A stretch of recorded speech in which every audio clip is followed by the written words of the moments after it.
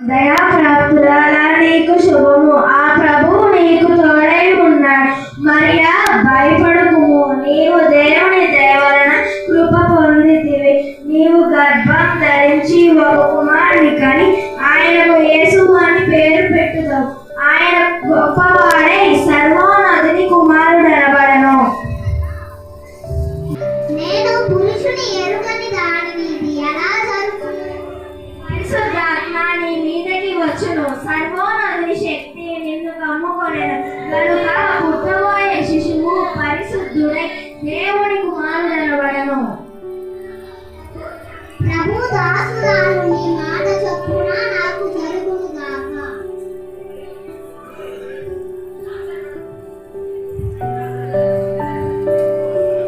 ఆమె భర్త అయిన యేసేపు నీతిమంతుడై ఉండి ఆమెను అవమానపరచుటకు రహస్యముగా ఆమెను వీడినడా ఉద్దేశించును. అతడు ఈ సంగతుల గురించి ఆలోచించుకొనుచుండును. దావీదు కుమారుడైన యోసేపు నీ భార్య అయిన మరియను చేర్చుటకు భయపడకుము. ఆమె గర్భము ధరించినది పరిశుద్ధాత్మ వలన కలిగినది. తన ప్రజల నుండి వారి పాపముల నుండి ఆయనే రక్షించును కనుక ఆయనకు యేసు అని పేరు పెట్టుదము. యేసేపు నిద్ర మేలుకొని ప్రభువు దూత తనకు ఆజ్ఞాపించిన ప్రకారము చేసి తన భార్యను చేర్చుకొని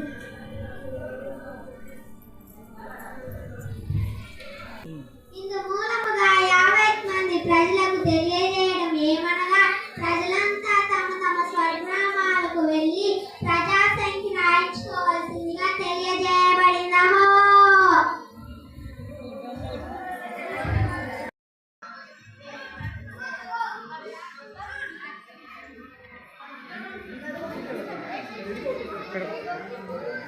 ఇక్కడ కొంచెం సౌండ్ చేయండి.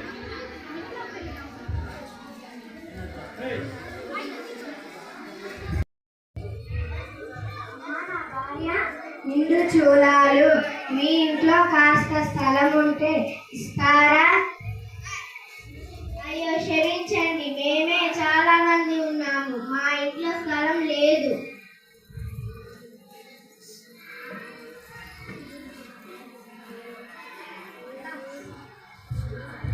Tick tick.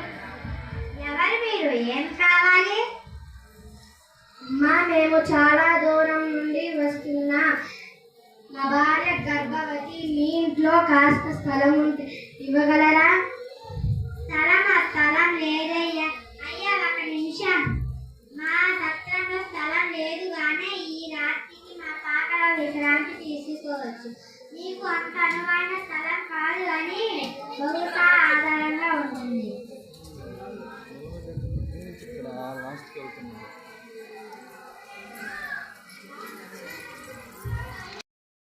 రాజు ఏ రోజు రాజు వచ్చేస్తున్నారు.